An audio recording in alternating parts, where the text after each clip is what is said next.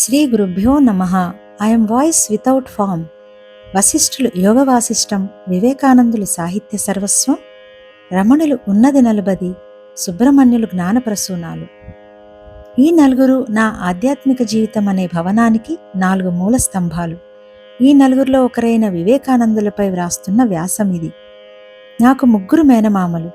రామాయణం గంగులయ్య, వీరు నా మొదటి మేనమామ. బ్రిటిష్ కాలంలో తీవ్రవాద భావజాలాన్ని కలిగి చాలా కాలం పాటు అజ్ఞాతవాసం గడిపిన దేశభక్తుడు. మా కైకాల వీధికి కౌన్సిలర్గా 5 ఏళ్లు పనిచేసి వారి మరణాంతరం మా కైకాల వీధికి రామాయణం గంగులయ్య వీధిగా మార్చేంతగా గొప్ప పనులు చేసిన సంఘ సేవకుడు. వారి వద్ద చేతివ్రాతతో ఉన్న సోక్రటీసు జీవితం అనే పుస్తకం చదవడం జరిగింది. నేను చదివిన తొలి తాత్విక గ్రంథం అదే. అందులో ఉన్న సోక్రటీసు ఉపదేశం ఒకటి ఇప్పటికీ గుర్తుంది. అన్నిటికంటే సులభమైనది ఇతరులకు సలహా ఇవ్వడం, అన్నిటికంటే కష్టమైనది తన్ను తాను తెలుసుకోవడం. రామాయణం చెంగయ్య, వీరు నా 2వ మేనమామ. చేనేత వృత్తి, ఆయుర్వేద వైద్యుడు, పుస్తకాభిరుచి ఉన్నవాడు. వారింట్లో నుండి తెచ్చుకొని నేను చదివిన తొలి వివేకానంద పుస్తకం జ్ఞానయోగం. రామాయణం రాఘవులు, వీరు నా 3వ మేనమామ. వీరింట్లో శ్రీ రామకృష్ణ పరమహంస, వివేకానంద, శారదామాత 3 పెద్ద పటాలు గోడకు తగిలించి ఉండడం నా చిన్నప్పటి నుంచి నాకు తెలుసును. వివేకానంద చిత్రాన్ని తొలిగా తెలిసింది అక్కడే. జ్ఞానధార వ్యాసాల్లో నా మేనమామల సంగతి ఎందుకు ప్రస్తావించానంటే, పెద్దలు నడిచిన బాటలోనే పిల్లలు కూడా నడుచుకుంటారనే విషయం చెప్పడం కోసమే. తన చిన్నాన్న ఎవరి వద్ద నుండో తెచ్చుకున్న పెరియ పురాణ గ్రంథాన్ని చదవడం వల్లనే కదా ఆ తిరుచులి వెంకటేశ్వర శర్మ అనే బ్రాహ్మణ బాలుడు భగవాన్ శ్రీ రమణ మహర్షిగా మారిపోయారు. 64వ నయనారిగా చరిత్రకెక్కారు. నేను చెన్నై శ్రీ రామకృష్ణ మఠం వెళ్ళినప్పుడు వివేకానంద సాహిత్య సర్వస్వం 10 సంపుటాలు కొన్నాను. ఎందుకు అన్న ప్రశ్నకు వివేకానందులు ఏం సమాధానం చెప్పి ఉంటారు అన్న ఆసక్తితో ఒక్క అక్షరం కూడా వదలకుండా చదివాను. అప్పుడే చెన్నై బీచ్ రోడ్లో వివేకానంద ఇల్లు ఉందని తెలిసి వెళ్ళాను. వివేకానంద అక్కడ 10 రోజులు గడిపారు. వారు గడిపిన గదిని ఇప్పుడు ధ్యాన మందిరంగా మార్చారు. ఆ గది ఆ భవనానికి 3వ అంతస్తులో ఉంది. ఆ గదిలో చిన్న కిటికీ ఉంది. అందులోంచి చూస్తే సముద్రం తప్ప మరే దృశ్యమూ కనపడదు. అద్భుతంగా అనిపించింది నాకు. గురు సన్నిధిలో జరిగిన ఓ సరదా అయిన సంఘటన ఒకటి గుర్తుకొస్తోంది. వివేకానంద 125వ జయంత్యోత్సవాల సందర్భంగా వివేకానంద సాహిత్య సర్వస్వము 10 సంపుటాలు కలిపి 100 రూపాయలకే ఇచ్చారు. గురుభక్తులు హిందీ మాస్టారు గోవిందరాజులు గారు ఓ సెట్ తెప్పించుకొని గురువుగారికి చూపించారు. గురువుగారు నవ్వుతూ, సార్, మీకు 100 రూపాయల జ్ఞానం మాత్రమే దొరుకుతుంది. ఎంత గుంజుకున్నా అంతకు మించి దొరికేది కల్లా అన్నారు గురువుగారు అతనితో. రిబేటుకు దొరికే ఆధ్యాత్మిక గ్రంథాల వలన లేదా ఉచితంగా దొరికే ఆధ్యాత్మిక గ్రంథాల వలన జ్ఞానం దొరకదు అనేవారు గురువుగారు. గ్రంథానికైనా గురువుకైనా భారీగా మూల్యం చెల్లించుకోవాలి. అప్పుడే వారి నుంచి దొరికే జ్ఞానానికి విలువ ఉండేది అనేవారు గురువుగారు. వివేకానందకు తన తండ్రి శ్రీ విశ్వనాథ దత్త గొప్ప మాటలు చెప్పారు. జీవితంలో ఏవేవో జరగవచ్చు, ఎన్నో మార్పులు ఎదుర్కొనవలసి రావచ్చు. కాని దేనికి విస్తుబోయి మ్రాన్పడిపోకూడదు. భగవంతుని రాజ్యంలో ఏవైనా జరగవచ్చునని గ్రహించి పురోగమించాలి.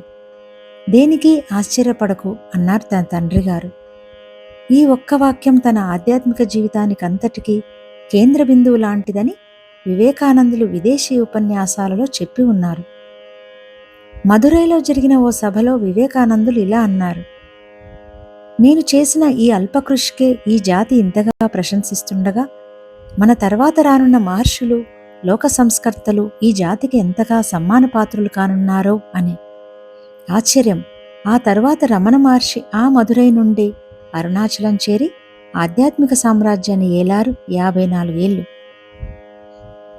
ఆశ్చర్యంగా వివేకానందులు ఏ చోటులో ముగింపు ఇచ్చారో సరిగ్గా రమణులు తన ప్రబోధాన్ని అక్కడి నుంచే ప్రారంభించారు. వివేకానంద అన్న చివరి మాట, నేనిక కర్తను కాను, సాక్షిని మాత్రమే. రమణులు అన్న తొలి మాట, కర్త వారి వారి ప్రారబ్ధ కర్మానుసారంగా జీవులను ఆడించును.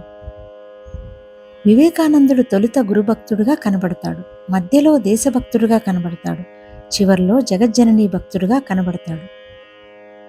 వివేకవాణి. ప్రాపంచిక ప్రేమంతా కేవలం వంచన, ఒట్టి మిథ్య. జ్ఞానం పెరిగే కొద్దీ మనమెంత అజ్ఞానులమో తెలుస్తోంది. భౌతిక పదార్థంలోని ఆత్మశక్తిని గుర్తించడం గల క్రమాభివృద్ధియే నాగరికత అభివృద్ధి అంటే. దేని వలన సంస్కార లోపములన్నీ తొలగిపోతాయో అదే ఉత్తమ విద్య. అలను గమనించవద్దు, సముద్రాన్నే గమనించు. నాగరికత యొక్క క్రమాభివృద్ధి అంటే భౌతిక పదార్థంలోని ఆత్మశక్తిని గుర్తించడంలో గల క్రమాభివృద్ధియే.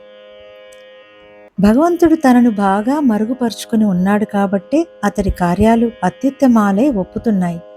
ఎవడు తనను విశేషంగా మరుగుపరుచుకుంటాడో అతడే విశేషం సాధించగలుగుతూ ఉంటాడు. నిన్ను నీవు జయించుకో, విశ్వమంతా నీదే.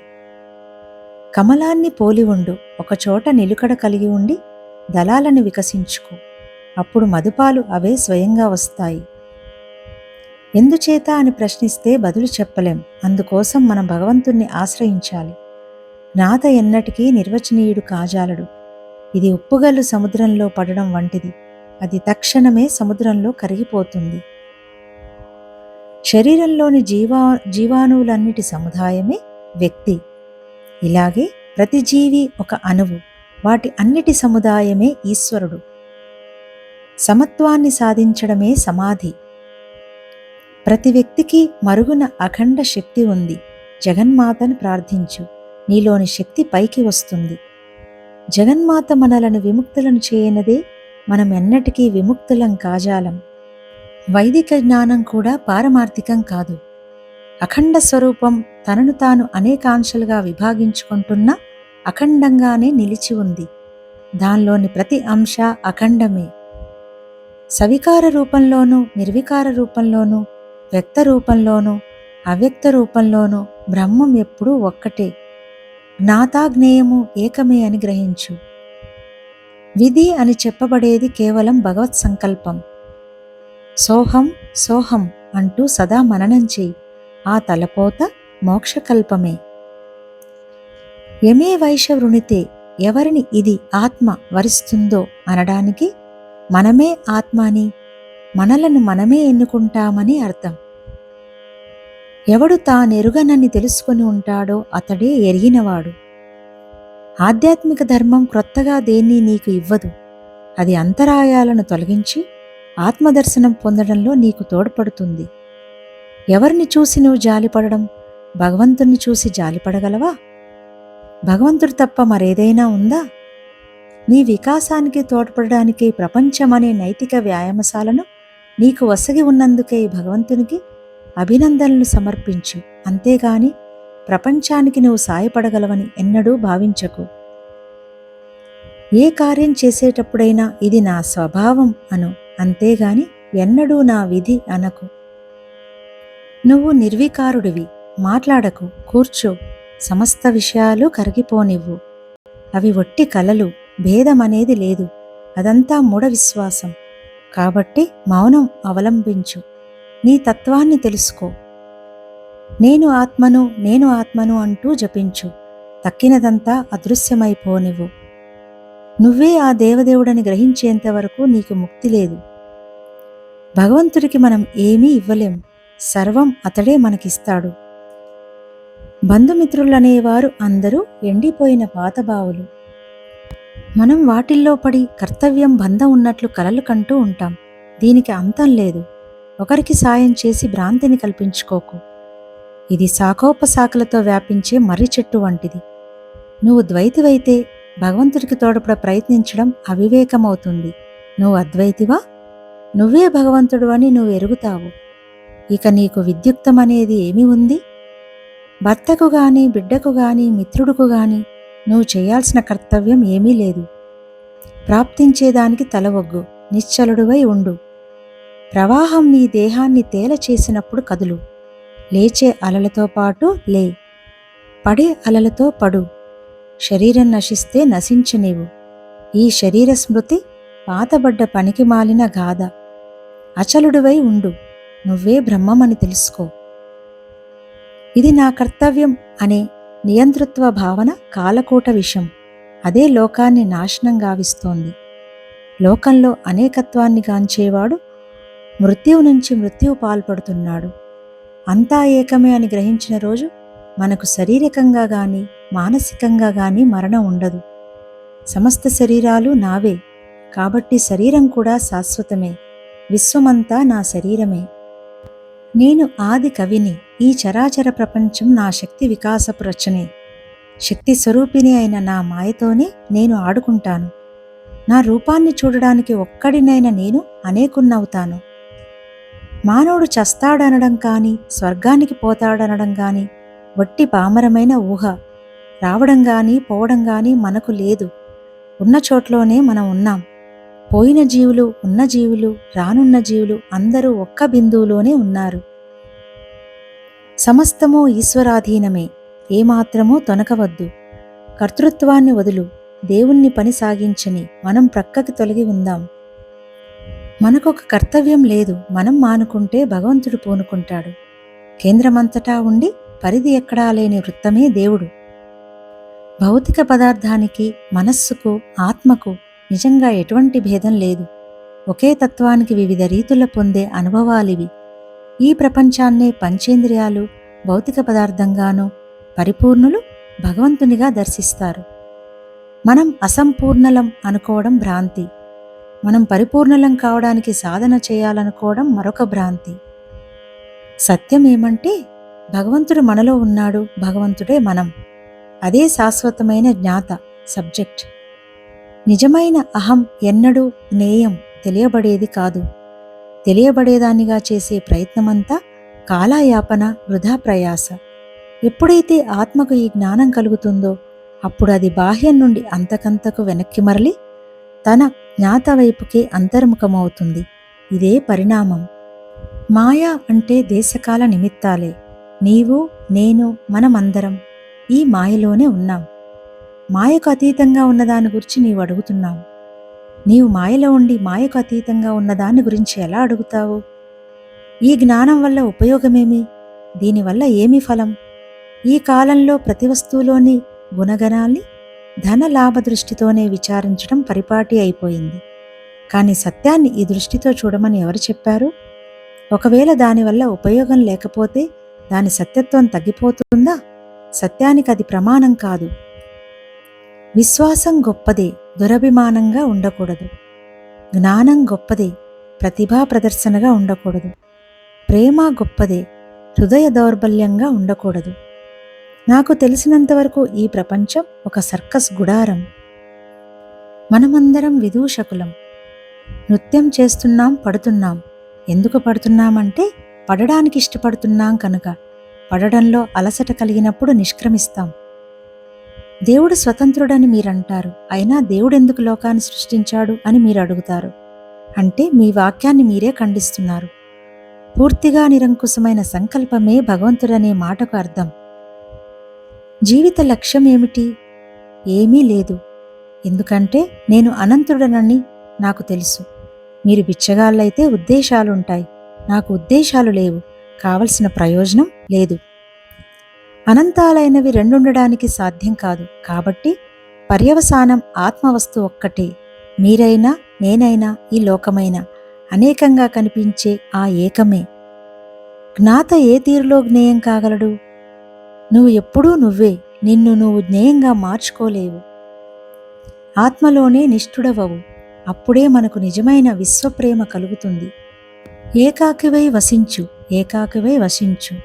ఏకాకిగా ఉన్నవాడు ఇతరులతో ఎన్నడూ సంఘర్షణ పడడు. ఇతరులను ఇబ్బంది పెట్టడు. ఇతరుల వల్ల ఇబ్బంది పడడు. జీర్ణ వస్త్రాలు, ముండనమైన శిరస్సు, చెట్టు కింద వాసం, భిక్షాన్నం ఇవి నాకు మళ్ళా ఎప్పుడు ప్రాప్తిస్తాయో అని తహతాలాడుతున్నాను. లోనున్న దైవం ఓ అని పలికే వరకు మనం ఎలుగెత్తి పిలుద్దాం కాక. భగవంతుడు నాకు అమిత క్రీడాపూర్ణుడైన ప్రియుడు. నేను ఆయన క్రీడాసకుణ్ణి. ఆ విశ్వంలో ఒక పద్ధతి, నియతి లేదు. ఆయనను ఏ నియతి బంధిస్తుంది? క్రీడాప్రియుడైన ఆయన ఆటలోని అన్ని స్థితుల్లోనూ ఈ కన్నీటి కణాలతోనూ నవ్వుల పువ్వులతోనూ ఆడుకుంటున్నాడు. ఇదొక విచిత్ర లోకం. భగవంతుడు మహావిచిత్రమైన వ్యక్తి, లీలామయుడు. ఇది వింత కాదా? సోదరత్వం లేక సభ్యత్వం ఈ ప్రపంచ క్రీడారంగంలో ఆడుకోవడానికి వదిలివేయబడ్డ అల్లరి పిల్లల విద్యాలయం. అవును గదా, ఎవరిని భూషించడం, ఎవరిని దూషించడం, ఇదంతా అతడి లీల. ఇదంతా ఒట్టి భ్రమ అని ఎరుగుటమే ఏదో కొంత ప్రయోజనకరమైన జ్ఞానం. వ్యక్తుల సమిష్టే ఈశ్వరుడు. మాయావాదం తలకాయలేని తలనొప్పి. నేను పాపిని అనుకోవడం కంటే మహాపాపం మరేదీ లేదు.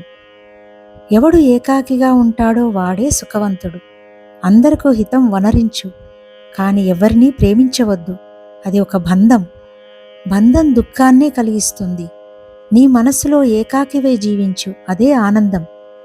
బాధ్యత వహించాల్సిన వారు అనేవారు మనకు లేక మన బాధ్యత ఎవరు వహిస్తున్నారా అని పట్టించుకోక ఉండడమే ముక్తికి మార్గం. స్వప్నాలు, ఆహా స్వప్నాలు, కలలు కంటూ పో. స్వప్నమే ఈ జీవితానికి కారణం. స్వప్నం అనే మాయే, దానికి విరుగుడు కూడా స్వప్నమే. స్వప్నం స్వప్నం, కేవలం స్వప్నం. కలతో కలను అంతం చేయి. మంచివో చెడ్డవో మన పాత్రలను మనం నిర్వహిస్తున్నాం. మన కళ అంతరించి మనం ఈ నాటక రంగాన్ని వదలగానే మనస్ఫూర్తిగా నవ్వుకుంటాం. ఇదే నా నిశ్చయం. ఎవరు ఈ జగత్తును ఆటలో వలె సృష్టించి లయం చేస్తున్నాడో అటువంటి వానికి, మహాపాపిష్టివానిని సైతం తన అనుగ్రహం వల్ల మోక్షమివ్వడానికి సాధ్యం కాదా? కానీ కొందరికి ఆధ్యాత్మిక సాధనల ద్వారా, మరికొందరికి అప్రయత్నంగా మోక్షమివ్వడం అనేది ఆయనకొక లీల, ఆయనకొక హేళ. సాధనల వల్లనే ప్రత్యక్షంగా ఆత్మదర్శనమయ్యేటట్లయితే కర్మ ఫలితాన్ని త్యాగం చేయమని శాస్త్రాలు నిర్దేశించవు. చేతన శక్తి తక్కువగా వ్యక్తమవుతున్న దాన్ని జడం, మ్యాటర్ అంటాం. చేతన శక్తి ఎక్కువగా అభివ్యక్తమవుతున్న దాన్ని సజీవం, లివింగ్ అంటాం. సర్వకాల సర్వావస్థల్లోనూ అచేతనంగా ఉండేది ఏదీ లేదు. కాల ఆకాశాలు నీలో ఉన్నాయి, వాటిలో నీవు లేవు. మాయ వర్గదృష్టితో చూచినప్పుడు అది నిత్యం, వ్యక్తిగతంగా నిత్యమైంది కాదు. నీ అభివృద్ధి నీ లోపలి నుండియే వెలుపలికి సాగాలి. ఇతరులు నీకు బోధపరపలేరు, నిన్ను ఆధ్యాత్మపరునిగా చేయలేరు. నీ ఆత్మ తప్ప దీనికి వేరే గురువులు లేరు. ఒక్కరోజైనా నీకు సమస్యలు ఎదురు కాలేదంటే నువ్వు తప్పు మార్గంలో ప్రయాణిస్తున్నావని అర్థం. సత్యానికి దేనినైనా సరే త్యజించవచ్చు, కానీ దేని కొరకైనా సరే సత్యాన్ని త్యజించకూడదు.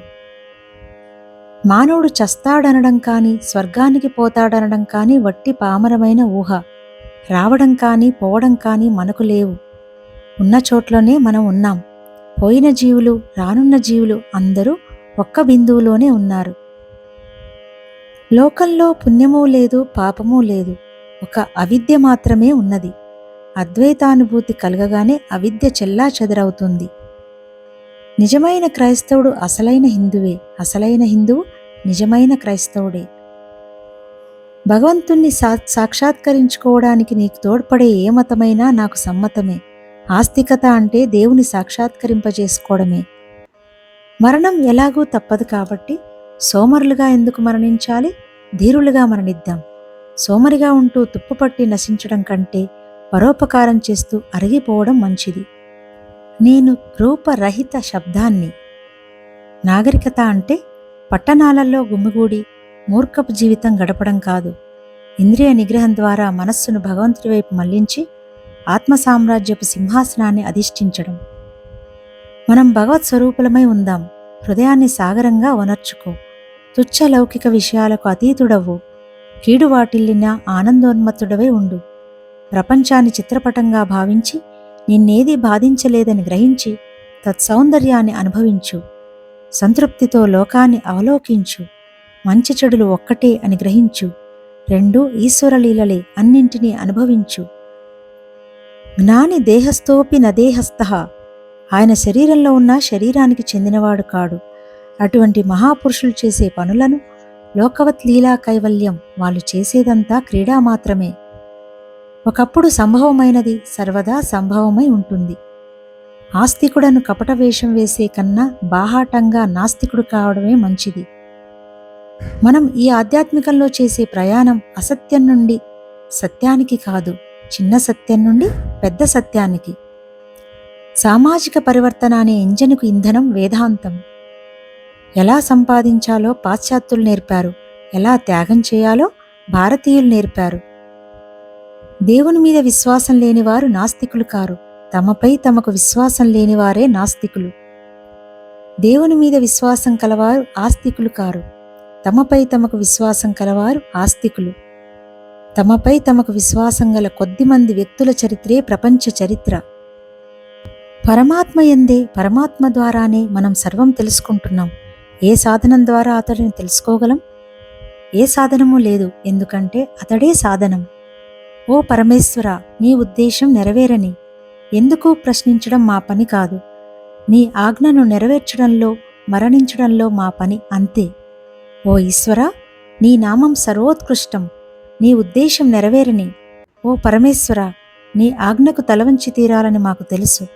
ఓ స్వామి, నీ శక్తే ఈ కష్టాల రూపంగా మాకు ప్రత్యక్షమవుతున్నదని మాకు తెలుసు. నీ ఆజ్ఞకు లోబడడం జీవునికి ఇష్టమే, కానీ శరీరంలో కష్టాన్ని అనుభవించే ఓపిక లేదు. ఓ దయాస్వరూప, నీ ఉపదేశించే ఆత్మార్పణం చేయడానికి తగిన దార్ఢ్యాన్ని మాకివ్వు. ఓ పరమేశ, నీవు సృష్టించిన ఈ విశ్వకుటుంబమంతా నష్టమవుతున్నా 2 చేతులు పట్టుకొని నీవు నిశ్చలంగా ప్రశాంతంగా చూడగలవు. పరమేశ్వర, ఓ గురుమూర్తి, సైనికుడు సేనాని ఆజ్ఞకు చిత్తమనవలసిందే తప్ప ఎదురు చెప్పడానికి వీలు లేదని నీ ఉపదేశం. ఓ పరమేశ్వర, సర్వసంగ పరిత్యాగపూర్వకంగా నిన్ను శరణు చెందడమే ఈ జీవితానికి చరమ లక్ష్యం అని నాకు ఉపదేశించు. నేను మహర్షుల్లా దృఢచిత్తంతో ఆత్మార్పణ చేస్తాను.